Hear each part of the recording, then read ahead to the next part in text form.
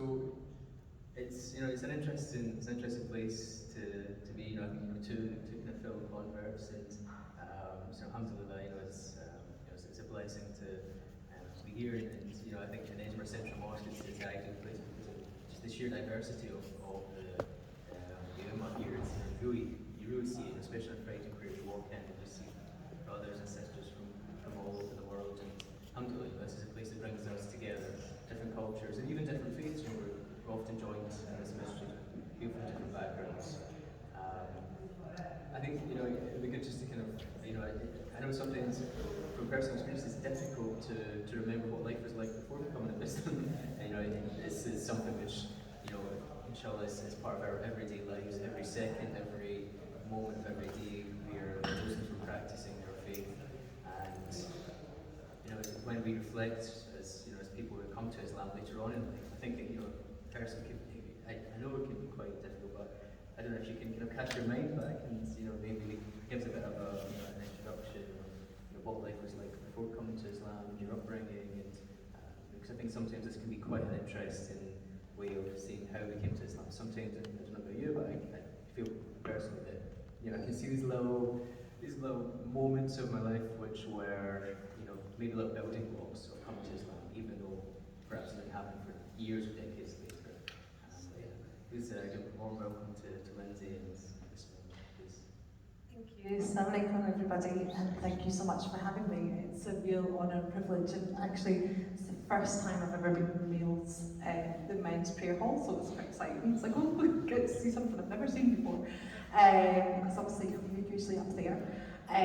But alhamdulillah, so I became Muslim quite a bit later in my life, so I'm in my 40s, and I became Muslim in my late 20s, but I think my upbringing was quite different than a lot of other non-Muslims. So if you imagine what you think a non-Muslim's life was like, and that was my life, but at the same time it was also quite different because I had a really multi-religious family, should we say. It's probably the easiest way to say it. So my dad is an atheist, my brother's an atheist. My mum believes in something, she doesn't quite know where it fits, but she believes there's a higher something and it fits somewhere. And that's kind of what she says, and she'll say something like, I'm praying for you, and I'm like, thanks mum. I don't know where she's praying to or what she's praying at, but she's praying for us, and that's how she's comfortable, so alhamdulillah. But then I have aunts and uncles who are born again Christians. I have an aunt and two cousins who are Jewish. I have an uncle who's, was at one point practicing Buddhist and then has gone and done a few other things. I have family who are Wiccan, so we have family who are pagan as well. So I have everything in my family. And I was exposed to all of that. We were taken to the Sami Ling Centre, we were taken to the mosque, we were taken to the Sikh temple, we were taken to Sunday school. We went everywhere because my family believed when you grow up you should be able to choose, but also you should be able to walk about in this world and interact with everybody and have a conversation with them and not be like, what's that? How does that work? Like, be able to have a general knowledge of most things. And I love that. I love that about my family, and they're still very much in that way. I also grew up in the west end of Glasgow, which is a really diverse, multicultural, multi-religious. I went to school where at one point there was 6 to 8 different languages spoken. Sorry, it's kind of coming in now a little bit, but don't worry, I'm quite loud, so I'm sure you'll all hear me. So at one point there was 6 to 8 languages, so I went to school with a lot of Muslims, so I was exposed to Islam from a really early age. I also, as I've told you already, I'm over 40, so I grew up in a time pre-9/11, pre all this. And so Islam wasn't the big bad thing that it is often seen as now. So I was able to explore that world without too many issues. So yeah, that's kind of, yeah, and I think as a non-Muslim, you can imagine, there's a wee shake, see it works.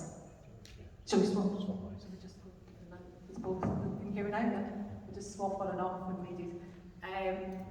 But yeah, also I think, if you imagine what a non-Muslim's life is like, that's what a non-Muslim's life is like. It's loud, it's exciting. Yeah, so I went out, I went everywhere, I did everything, I did, you know, I lived my life, and that's the reality of what it is to not be a Muslim. And come in, don't be afraid. But that's the reality of what it is to be a Muslim. So yeah, I think that's my life, kind of pre-Islam. It sounds very, very diverse, and I think somebody who grew up in a very, quite a small town, it's hard to imagine having such a diverse kind of upbringing. Imagine the diversity in the West Coast of Scotland, generally Catholic and Protestant. There's, you know, it's just different colours, different shades of Christianity. So in Glasgow, it seems to be quite a different experience, which Well, in the West End. in the West End of Glasgow, you know, quite a different experience. So yeah, it's really interesting. You know, experience growing up. Do you think that had an impact on your journey to Islam? Even though it was, you know, something to later? Yeah, I think so. I think because my parents gave me the freedom to be me, I could be whoever I wanted to be, and they didn't question it.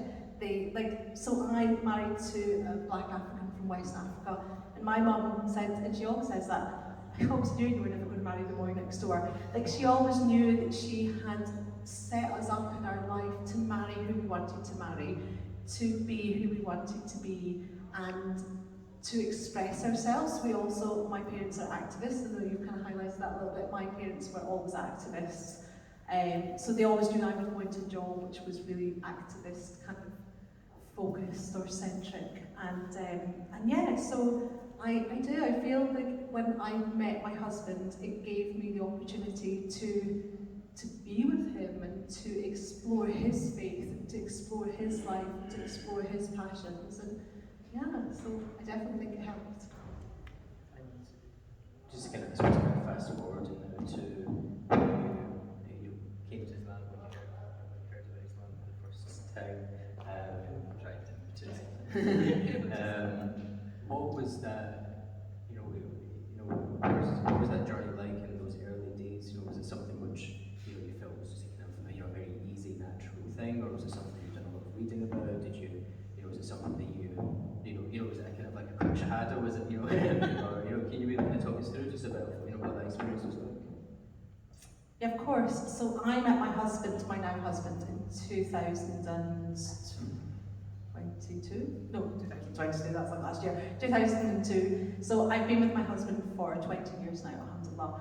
And we met in that, I'm not going to tell you where we met, but it's a really non-Muslim place. Alhamdulillah, he's really practicing, loads of people know him, so it's not a Muslim place. It's different life, different time, folks, and his life is very different. But alhamdulillah, he was practicing. So we met, and instantaneously I knew that he was the one. That was it. Like, I phoned my best friend the next day and I said, I've just met the man I'm going to spend the rest of my life with, and 20 years later, we're still together. And I didn't know at first he was Muslim. He didn't dress particularly Islamically, he had a little bit of a beard and stuff, but I didn't, at the very beginning I didn't know, but within a short period of time he told me he was Muslim, and he prayed and he fasted and he did all these things, and I carried on my life, carried on being a non-Muslim, and we kind of fit together. There was some things he struggled with and there were some things I struggled with, but we fit together and we did our life and we lived our life and we had our stuff, and it was fine, and slowly over time I was quite like what he's doing, quite like how he is. If you ever met my husband, so alhamdulillah, some of you may know him, some of you might not know him. We do live in Glasgow, but he's through in Edinburgh quite a lot. So my husband's a really calm, beautiful guy, and everybody says that. Like, he's so smiley, he's so happy, and he just radiates this inner calm. And he's done that since the day I met him, and I just thought, oh, that's really nice. But what really set me off on a journey, so actually I've got my little niece here with me, Matilda, so I'll just point you out in the crowd there, darling. But we were at her parents' wedding. So we were at her parents' wedding, and her mum comes from up north in a wee town called Bewley, and we were up at the wedding, and it was the morning of your parents' wedding, Matilda, and Diaby and I, so that's my husband's name, or his second name, but that's what we use. So Diaby and I are walking down the high street, so there was no pavement. I call it high street, it's a tiny village, no pavement, so we're walking along the middle of the road, and there was a bumblebee dying on the middle of the road, and my husband went to pick it up, and I went, oh no, don't, it'll sting you, because when they're dying they sting you, and he went, and he picked up this bumblebee, and he took it to a flower at the side of the road, there's flower gardens, we were in the countryside, and he put the bumblebee inside a flower, and he turned it, and like even now, like, so this was 18 years ago, and now I still feel emotional about it. And he turned to me and he said, "Everything has the right to die in beauty." And I went, I want that. That sounds nice. and I thought, I want that compassion. It was something about the way he said it and the way he looked. It wasn't about the fact that just everything has a right to die in beauty. It was an inner feeling that I could feel from him about it. And I thought, yeah, I really want that. So I'm not much of a reader. I don't enjoy reading. I have a master's degree. I hate reading. But so I asked questions. So from that day, I asked millions of questions. I was like, what does that mean? Why is that happening? Why do you do that? How does that happen? And I just asked him questions, and he answered every single stupid and silly and sensible and deep and weird and interesting question. And anything he couldn't answer, he said, I don't know, I'm not sure. And actually the imam of this mosque used to be the imam in Glasgow Central Mosque, and they knew each other, and he would go and ask him questions. He would say, she's at it again, she's asking these questions, and he would ask the question, and they would answer. They always answered. Nobody ever came back going, that's a really bad question, or that's a really inappropriate question, or you can't. And I asked everything. I was that why child, I'm still that why adult. I ask everything. I want to know why you cut your toenails that way. I want to know why you do certain things with your hair. I want to know why you wear certain clothes. I want to know why you place your hands here, or here, or here, or here, or here, depending on your practice and how you want to pray. I wanted to know everything. I wanted to know how he felt about Jesus, may Allah be pleased with him. I wanted to know how the Prophet, peace be upon him, managed to convince the whole world Islam was the way. I wanted to know all of these things, and I still want to know all of these things, and I still ask all of these questions, and my husband still sits there, that smile on his face going, okay, no problem. What did you ask? And I'll say it again, and he'll be like, I thought that's what you asked. Okay, I don't know, I'm going to ask your mum. So I started on this really slow journey over a number of years of asking questions and asking more questions. And then slowly I started to give up the haram kind of side of my life. I stopped drinking, I stopped eating non-halal food, I started being a little bit more modest in my dress, I started praying, even though I wasn't Muslim yet, I started fasting during Ramadan. So this will show you how long ago it was. It was December. The first time I fasted, it was in December. Fast is really crazy short in December, like you know that. It's really short. Have you fasted in December? Have you never fasted in December? Okay, you don't even that long. So okay, the fast in December, it's like honestly, are we finished already? Like it's crazy.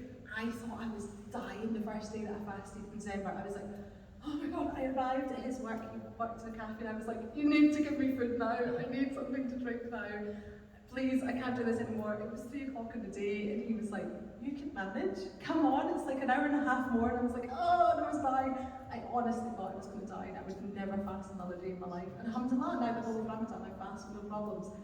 But when you're not Muslim, and the thought of fasting, it's like, why would you do that? But now I have my mum fasting, like my mum takes a day and she fasts with us, other people fast with us, like it's really nice, but yeah. So that's what set me off on my journey. But the day that I converted was several years after that. So I converted 15 years ago. My husband and I were together for 5 years before I converted. And we had gone to see the imam at Islam Mosque. You know Islam Mosque in Glasgow? You might know, you might not. That's okay. So in Islam, and it was a building site upstairs. They were renovating. And we were sat in the building site chatting to the imam because he was friends with my husband and we'd gone to speak about some other stuff.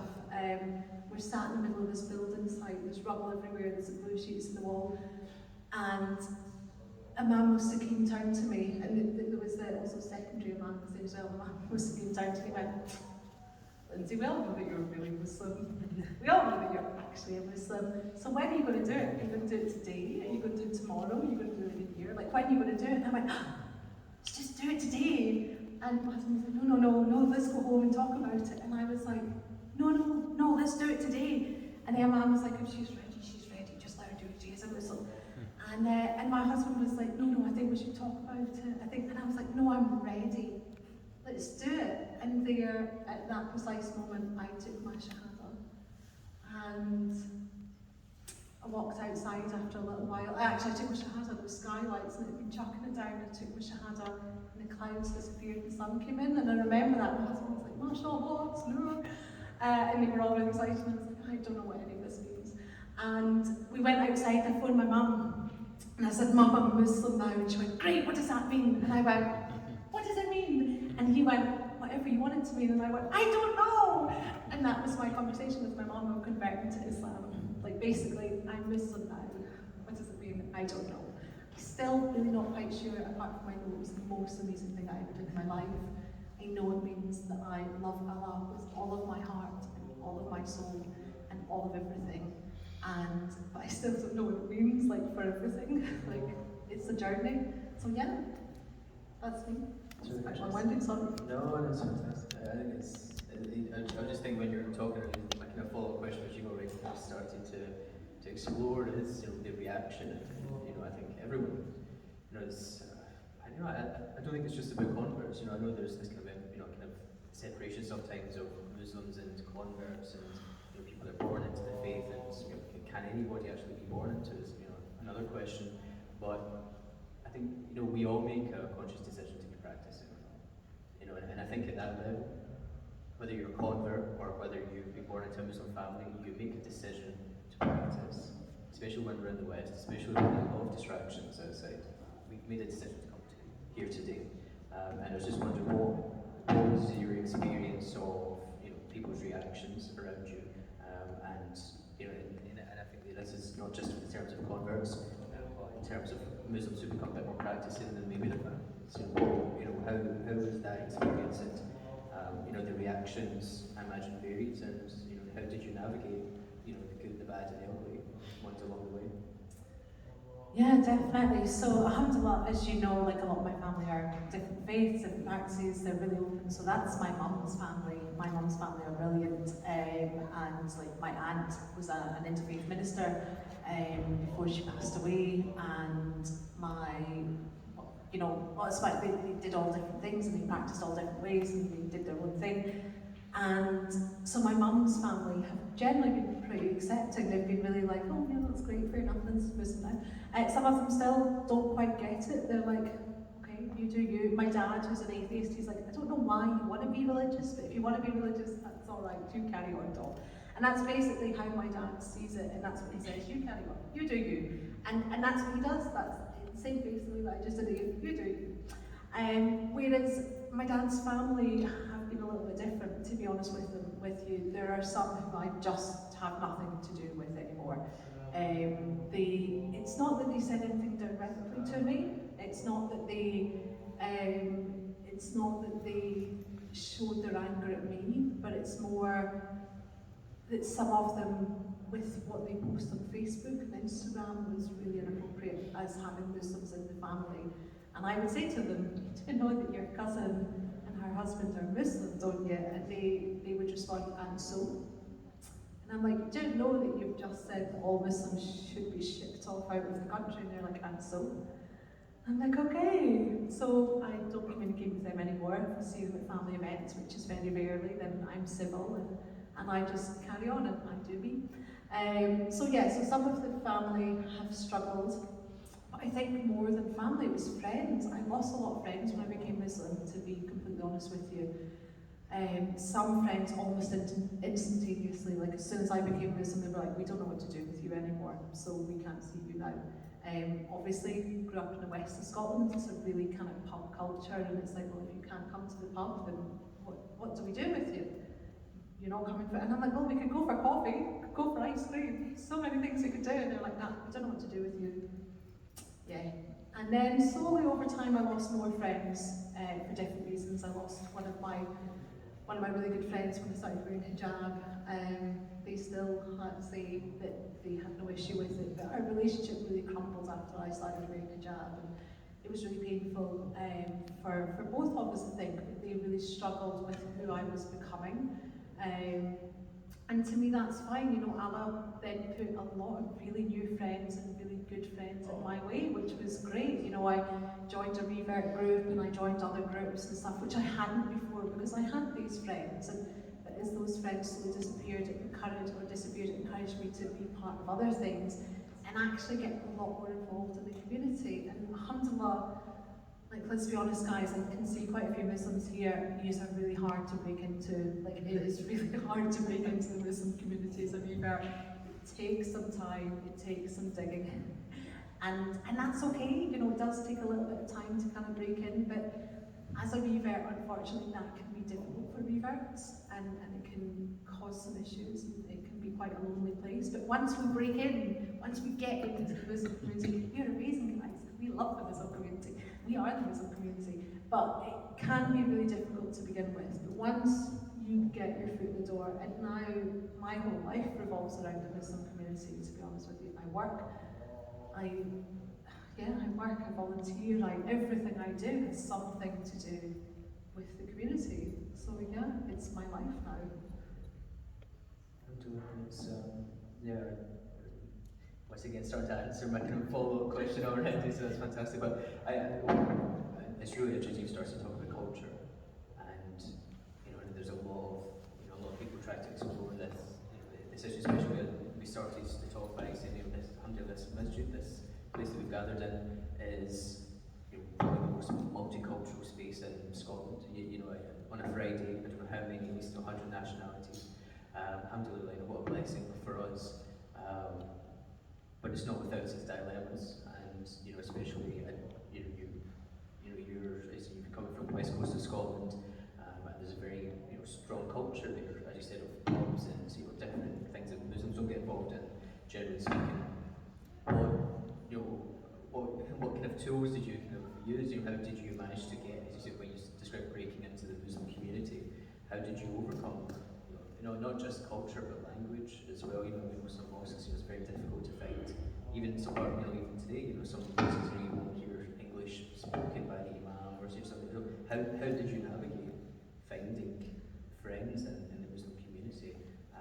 And also, what kind of advice would you give to brothers and sisters on how we can better come together as multicultural, as a multicultural community, but ultimately united through Islam?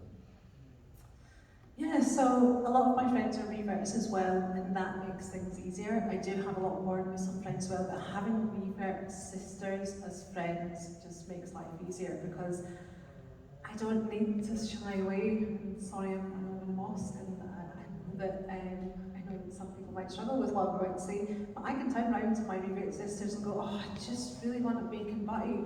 And they know, astaghfirullah, that I'm not actually going to go and buy a bacon butty. They know that I'm not actually going to eat that. They know that it's just that instantaneously feeling that it's just, and I can voice that to them. If I voice that to a non-Muslim, they're like, oh, are you having doubts about your faith? And I'm like, no, I'm not having doubts about my faith. I just remember that taste and I just really fancy one now. If I say it to a born Muslim, like I say to my husband, he goes, astaghfirullah, astaghfirullah, astaghfirullah. And I'm like, come on, why that? I don't actually mean it, I'm not going to do it, And so yeah, so having sisters who have similar experiences to you can really help you to navigate it. But again, also I've got born Muslims as friends as well, which, they're really helpful and supportive as well in so many ways. And they're just friends, they're just friends, but being Muslim really helps in the fact that, again, they understand me. I can say certain things and I don't need to explain it. I don't need to, tell them a story, because they're Muslim and they get it. But actually, like you said in the Bible about, we choose as Muslims to go on this journey, and it's often one of the things that I ask. And it's one of the things that often makes me friends with people. I say to them when they go, you're a revert, tell me your story. And I'm like, you're a born Muslim, tell me your story. And they go, what? And I go, well, you must have made a conscious choice at some point to remain Muslim. You must have made that conscious point at some point when you were living your life and you've been brought up either by really strict or not so strict, or maybe not practicing at all. And you were brought up by parents who practiced the way that was appropriate to them. And at some point in your life, you must have gone, I want to practice such and such way. So like my husband was super practicing when he was brought up. He was from a family who every night we went to talk, and the Diabis in Ivory Coast, they're like the imams.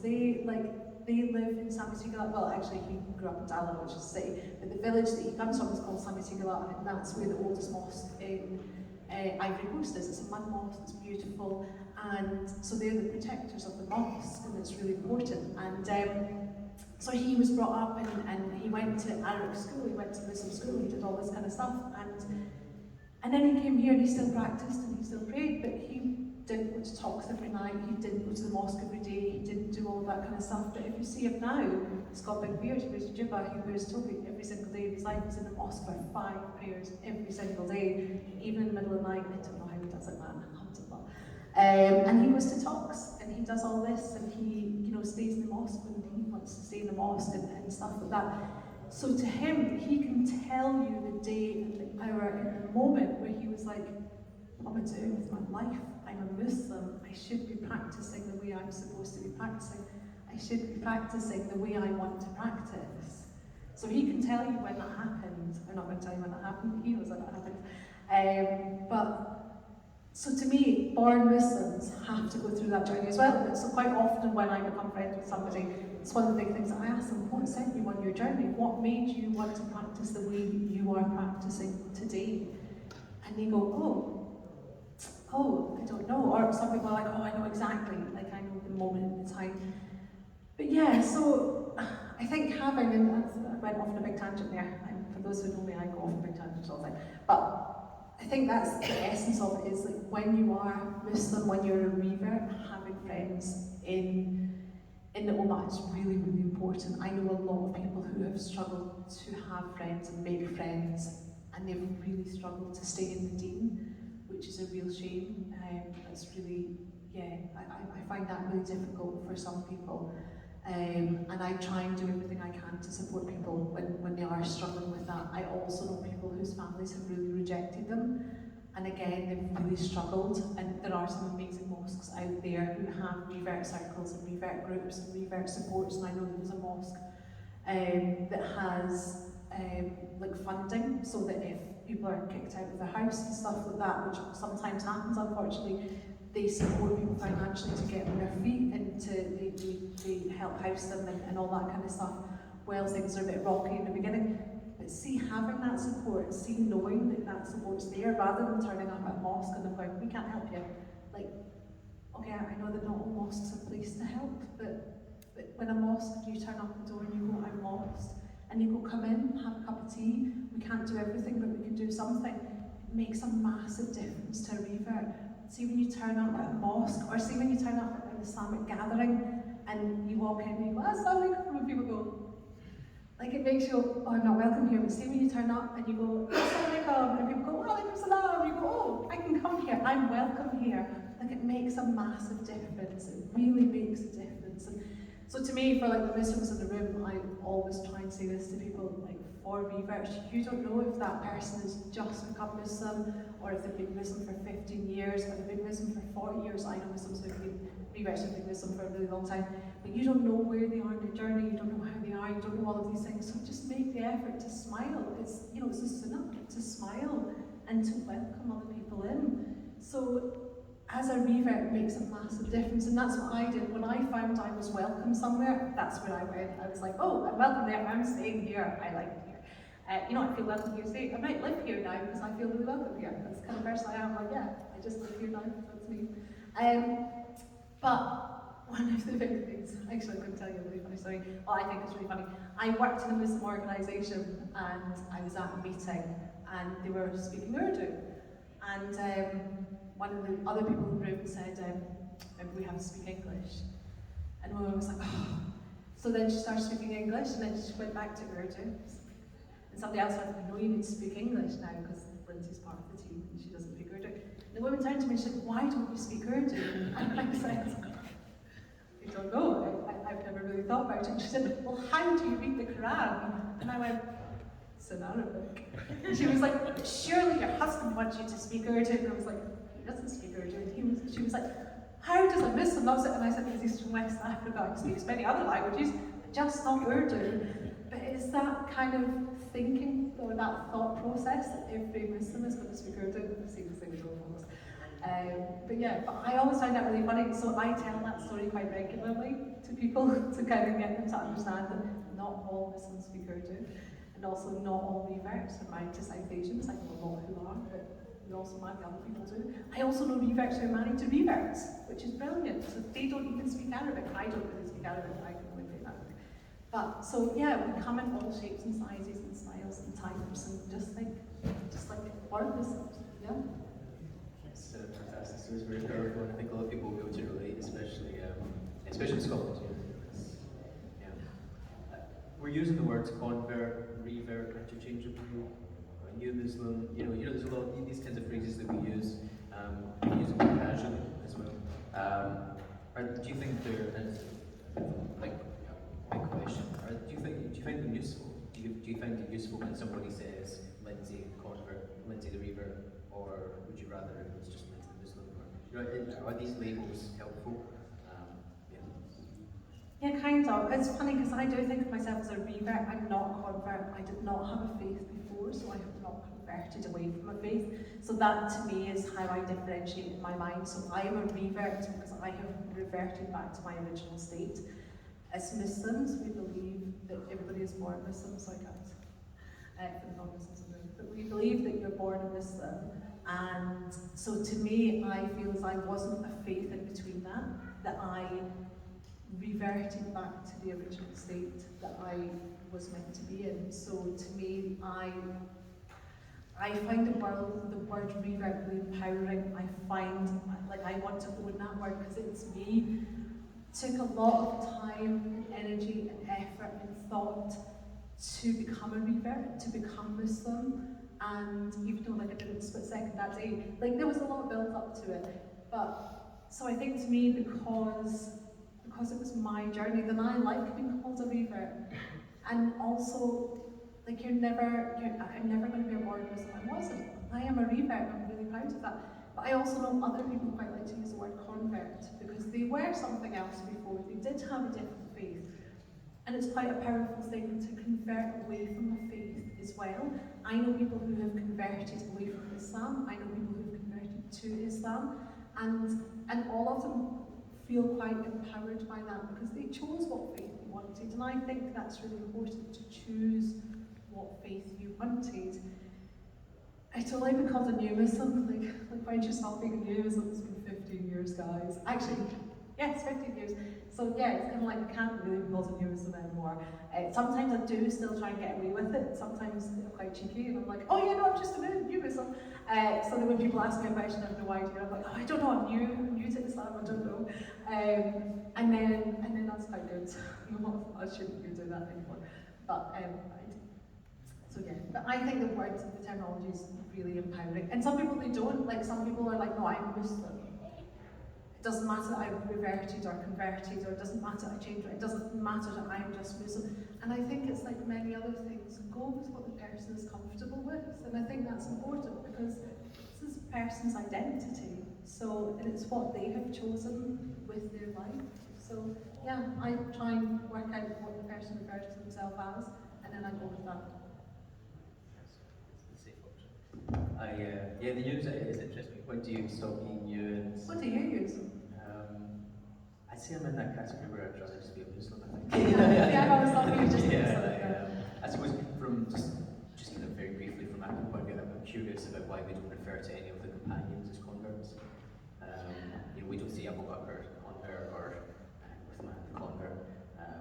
So I'm kind of curious about, was there some point in history where we started, because as Islam expanded very rapidly in those early years, we didn't, nobody's converts, they're just companions or early Muslims. Well, I'm not entirely sure, where that term came from. But I think also for many Muslims who are born into, whether families practicing or not practicing, especially in the West, as you said, there's a or whether it's in the Middle East or in a Muslim country, there's a conscious decision, as you said, that every Muslim makes to practice or not to practice. And I think I feel that it might take away from other Muslims' identity as well, because there's that kind of thing. Okay, you're a new Muslim, you're a convert, therefore, you've made a decision to practice what other people didn't. Not every time somebody decides to pray, rather than watch television. Every time somebody comes to the masjid or any place of prayer, any time anybody makes a conscious decision to practice as a Muslim, that's a conscious effort, and there was no shortage of other things that people could be doing with their time. So I think it's a very important thing, whether you're a convert, whether you're not a convert. If you're taking that time to practice, I think you've got a story, as you said. Everyone's got a story. Yeah, so that's not just my take on. We briefly spoke about your upbringing in an activist family, people that are very involved in social issues, politics as well, and of course your work nowadays as well. I was just wondering, how is that as a white Muslim female, navigating these spaces of politics and social justice? You find yourself in meetings with politicians and so and how do you feel people perceive you, and what does that feel like? Is that something that is part of your practice as well, being active in these circles?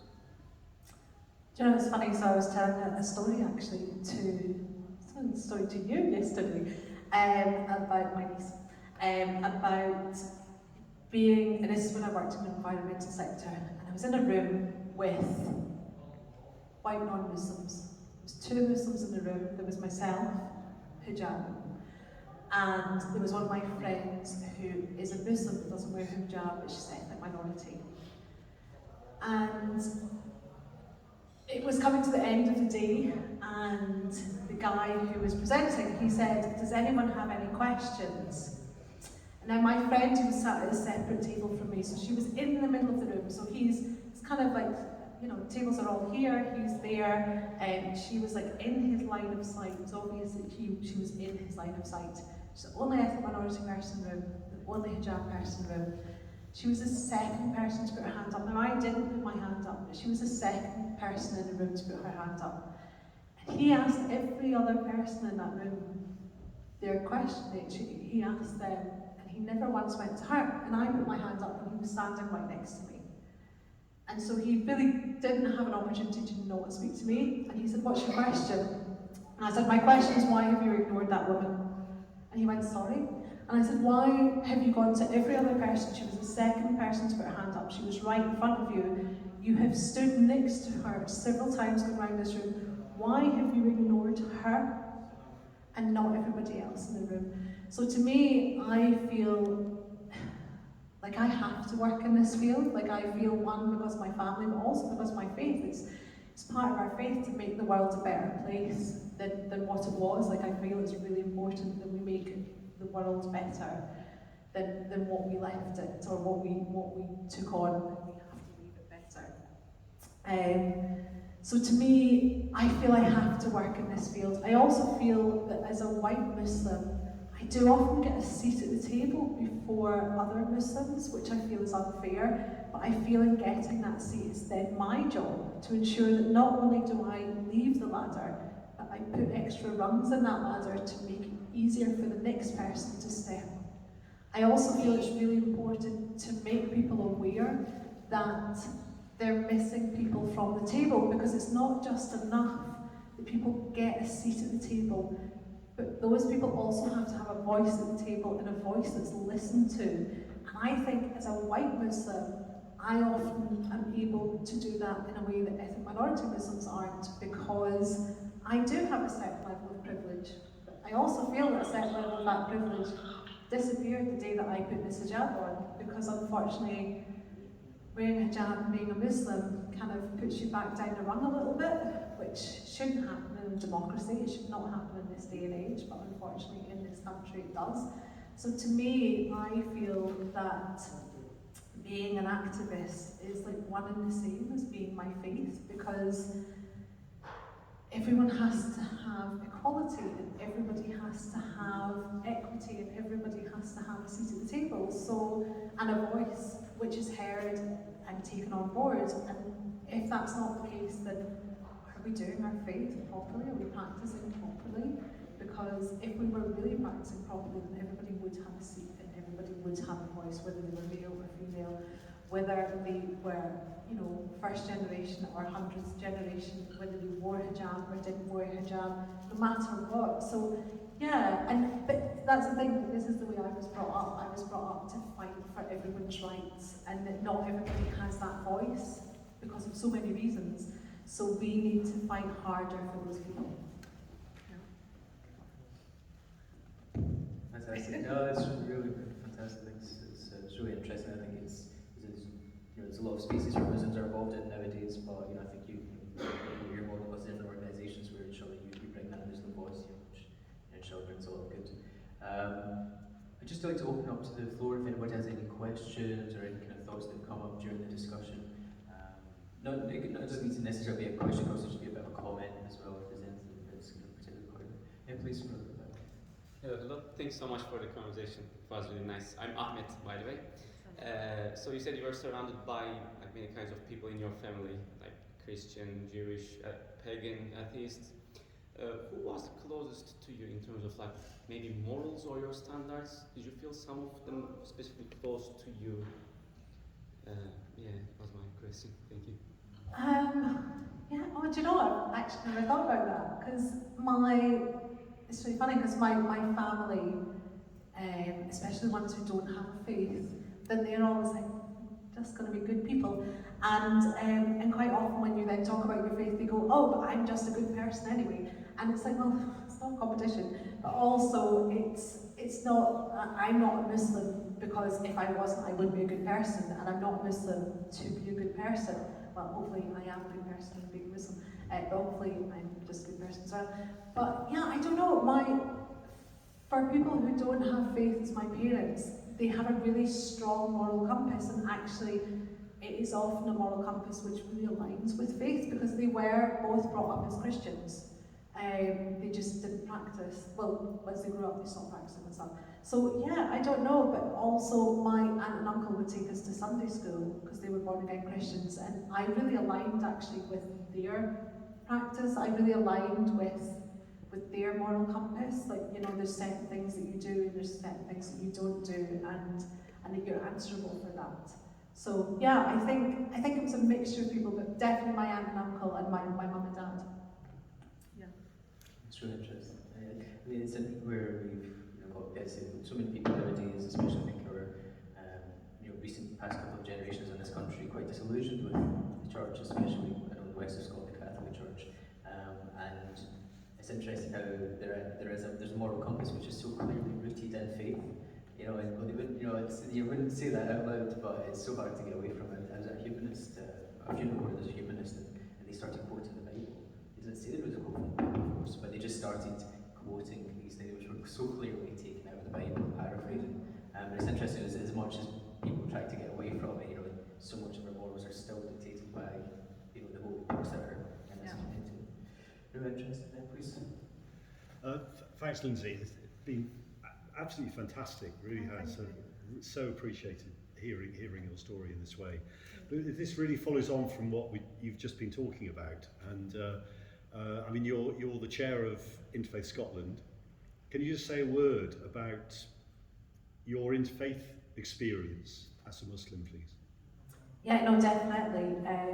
So yeah, as you probably are aware from the things that I've been saying, faith was a big part of our life, and even though my dad was an atheist, my mum didn't have a faith. Faith was a big thing. Like growing up, we had we took in PhD students because we lived in the heart of the West End, and a lot of them were from Iraq and Iran, and they were Muslim. So again, we had a lot of Muslims living in our house and stuff like that growing up.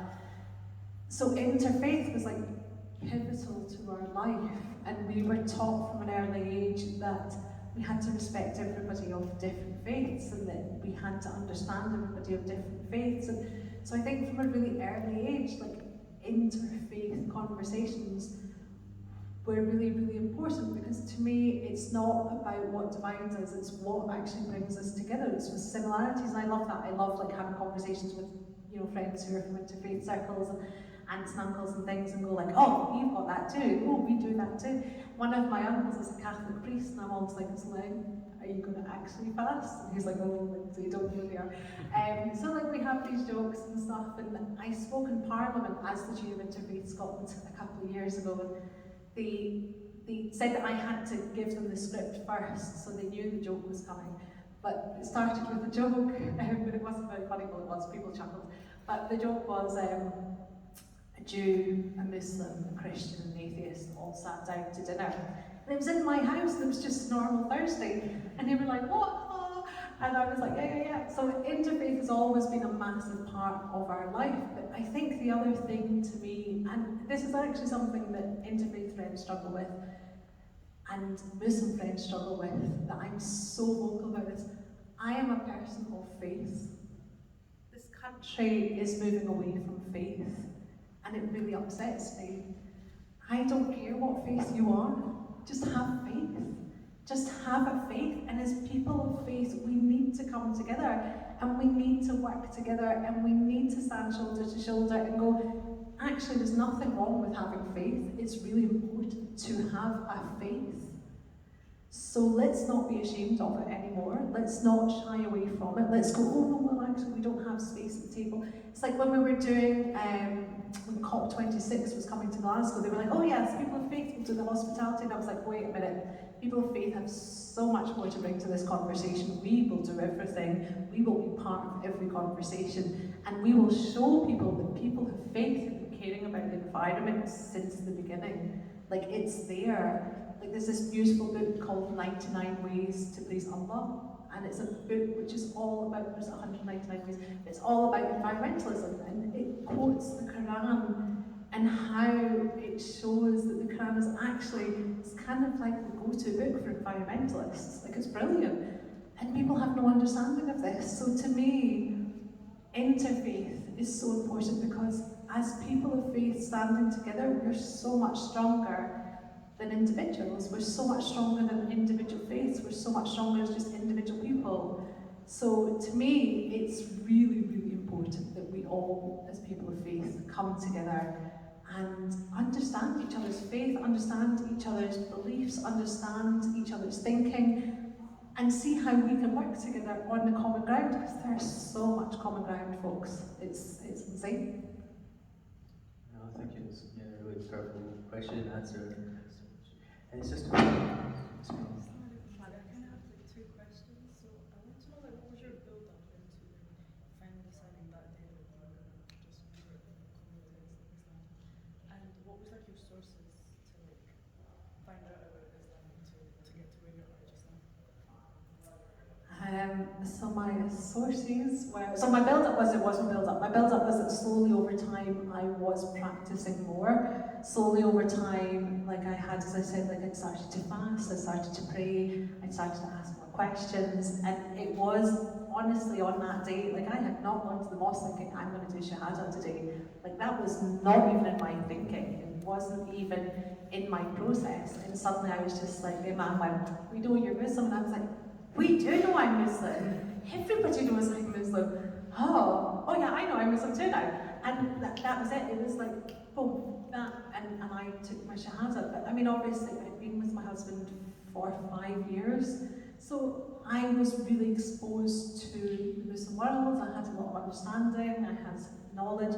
But where does my knowledge come from? I ask questions all of the time. All of the time. So the Imam here will tell you, like when he worked in Glasgow Central Mosque, like my husband was always knocking on his door going, she's asking more questions.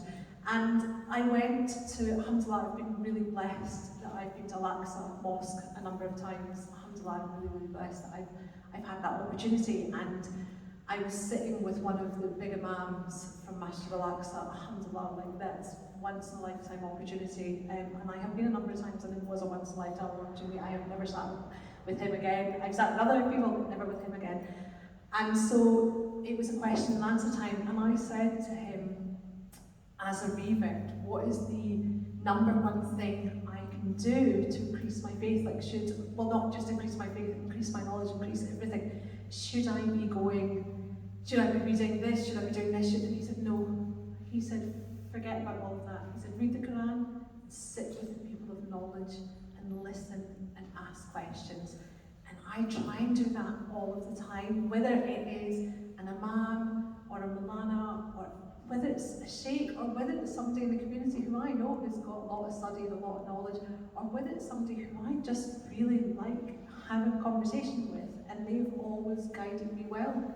And I sit with them and I ask them questions. And some people go, Linsay, you're exhausting because I ask so many questions, but some people are like, yeah, we want to teach you and we want you to learn and we want you to know. So yeah, so to me, is I ask questions. I have done very little formal study in the way of Islamic studies. So I have learned the knowledge that I have learned by asking. And I just ask and ask and ask. And like even with my husband's family, every time my husband was home and he was to Sanatigala to the village, like there are, we call them friends of Allah, and I go, right, this is my list. And I send him like a list of questions that I want him to ask them. And I expect a response from all of my questions. And he always does, and they always do, alhamdulillah. And that's the thing, people want to share their knowledge with you. People do, like knowledge is meaningless if it's kept in here, it doesn't mean anything to anybody. So people want to share it, and actually I've never really met anybody in the Muslim world who's gone, nah, I don't want to answer your question. They've always gone, yeah, right, where do we start? Oh, can I tell you this first? Oh, can I tell you that first? I'm like, yes, please. So yeah, I would say ask everybody everything, because questions are powerful and knowledge is even more powerful. Thanks so much. Absolutely. Brother, that person and sister. Ismail.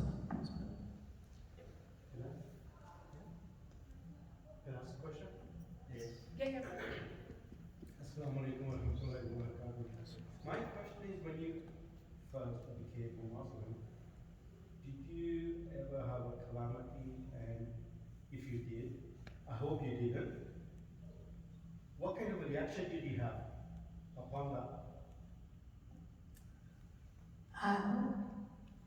So actually I'm going to not tell you one of my calamities, I'm going to tell you one of my husband's calamities because I think it's hilarious. So my husband, and I think maybe this is what you mean, but I'm not sure. If it's not, then I'll tell you a different calamity. So my husband said to me, he was working early shift at this point, and for long, like he's going to hate, but I tell everybody this story, so it's okay. And he thinks it's really funny that I tell everybody this story. So he said to me, oh, I found this amazing new thing to eat. And I was like, brilliant. And he said, next time I'm going to town, I'm going to take you, I'm going to get you. And I was like, brilliant. So we got off at Buchanan Subway and we go to Greg's. And you know where this is going. And he said to the woman, I'll have 2 of those sausage rolls. And I went, astaghfirullah, I said, jiggy, that's pork. And he went, no, I've been doing it every morning for a week. And I was like, oh no. But you don't know. And see, this is what I love about Islam. He didn't know. He didn't know that he was eating something haram. You know, he was with the best intention. He was thinking he was eating something okay. And that's the thing, and that's what I love about Islam, is Allah is all forgiving. And if you don't know, then it's okay. And the amount of mistakes that I have made is unbelievable. Like, I don't shake hands now with the opposite sex, and that's something that I instigated, not my husband. He now does it too. And when I first converted, I used to shake hands with everybody, you know, and I would walk into places, and also things like I would walk into, like in Glasgow Central Mosque, that's a mosque that I went to a lot, and I would walk into the main foyer and I would like be there in the space, even at prayer time, and men would be like trying to put their shoes on and be like, what is this crazy white woman doing sitting here? Will she not just go away? And I wouldn't have my hijab on and all this kind of stuff. But people were understanding. People would come up and they'd go, sister, do you want to go upstairs? And I'd be like, no, wait for my husband, I'm fine here. And they'd be like, okay. And now I know, like, you know, just be a little bit more respectful and take up a little less space. And I will still stand in that foyer, Glasgow Central Mosque. I'll put my hijab on and stand in the corner instead of like taking up the middle space. You know, so yeah, and I think it's that thing of, I know that I'm never going to get it right. I'm always going to do things wrong. Because that's who we are, we're fallible. You know, the Prophet, peace be upon him, was the only non-fallible person. We're all fallible. So I'm going to make mistakes. I'm going to ask for forgiveness. Every morning after Fajr, I go astaghfirullah 100 times. And the man told me to do that once. He said, say astaghfirullah 100 times and you'll see your life will change. And I do that every morning.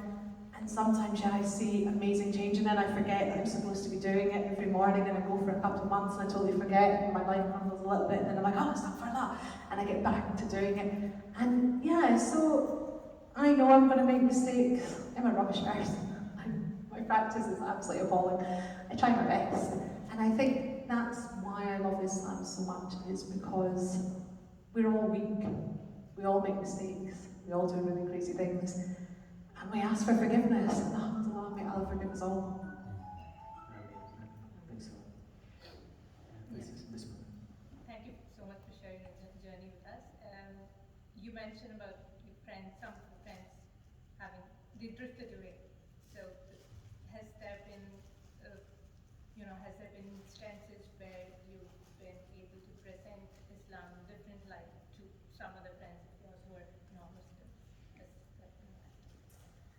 So I think to all my friends and family, I've had the opportunity to kind of show them the difference of Islam. So like, if you ask my mum and you say, how do you feel about your daughter being Muslim? She'll say, alhamdulillah. And actually my mum uses these words, like she says, alaikum, she says, mashallah. One day, I'll make dua, please. But she'll say, alhamdulillah, like, she's a much nicer person, she's a lot calmer. So my mum sees like a real positive change in me. Like, I hope she thinks I was nice before, but she sees me as it being a positive change to become Muslim for her. And so I do think that my family do see, and some of my friends, they see the positivity, they do see good changes, and I think for a lot of them, it's been an eye-opener into the world of Islam. For some of them, like, they already knew, they were already, had their eyes open. But again, like, I bring, probably my mum more than anybody else, I bring along to loads of events, it's like the niece today.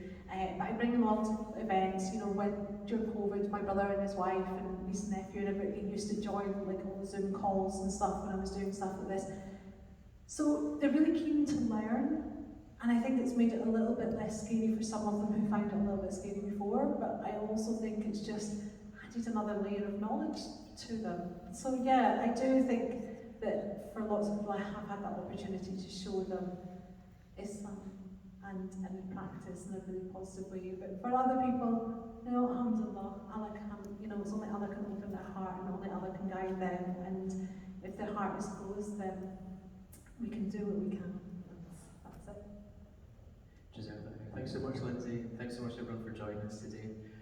Next weekend we'll have some more talks, and Saturday we've got Yahya Burt join us to talk about the history of British Muslims in Britain. So let's follow on from today's discussion. And then on Sunday we've got Sister Fawzia who will be talking about the Crusades, looking at the Islamic perspective of the Crusades, something a bit different from what we learned in high school. So inshallah, that will be good. Thanks so much for joining us. I hope you got something really good out of the discussion today. I think Sister Lindsay will be around for a few minutes as well if anybody wants to have some time to ask some more questions. But thank you so much. Also tomorrow we've got the Culture Day.